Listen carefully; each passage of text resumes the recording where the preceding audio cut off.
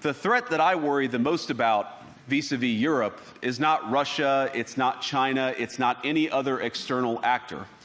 And what I worry about is the threat from within. In Britain and across Europe, free speech, I fear, is in retreat. That's just not done, certainly not amongst friends and allies. We resolutely reject this. On February 15th, German Chancellor Olaf Scholz sharply criticized U.S. Vice President J.D. Vance's recent attack on Europe's stance toward hate speech and the far right. Scholz made it clear that it's not for others to tell Germany or Europe how to handle such matters. A commitment to never again cannot be reconciled with support for the AfD. That's why we will not accept it if outsiders intervene in our democracy, in our elections, and in the democratic formation of opinion in favour of this party. That's just not done, certainly not amongst friends and allies. We resolutely reject this.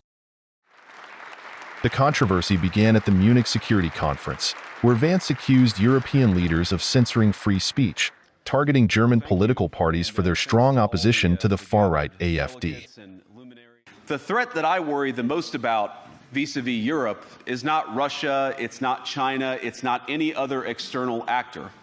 And what I worry about is the threat from within, the retreat of Europe from some of its most fundamental values, values shared with the United States of America. In Britain and across Europe, free speech, I fear, is in retreat. In Washington, there is a new sheriff in town, and under Donald Trump's leadership, we may disagree with your views, but we will fight to defend your right to offer it in the public square, agree or disagree. Now, the good news is that I happen to think your democracies are substantially less brittle than many people apparently fear.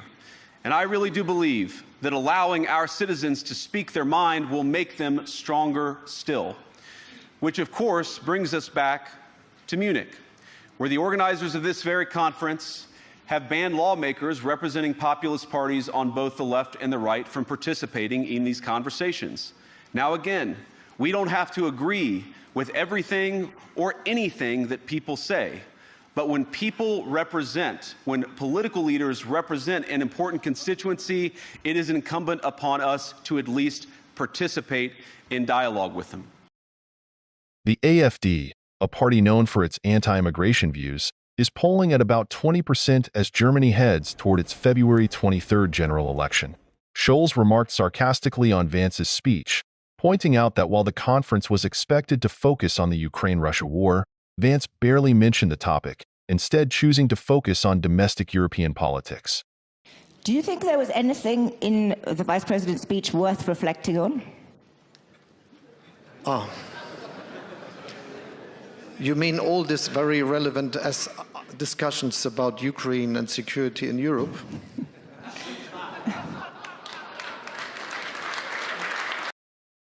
In another development, Scholz forecasted that the next German government would create an exemption to the country's constitutional debt limits, specifically for defense and security spending. He expressed confidence that the upcoming election results would lead to these adjustments, easing the restrictions of Germany's debt brake policy.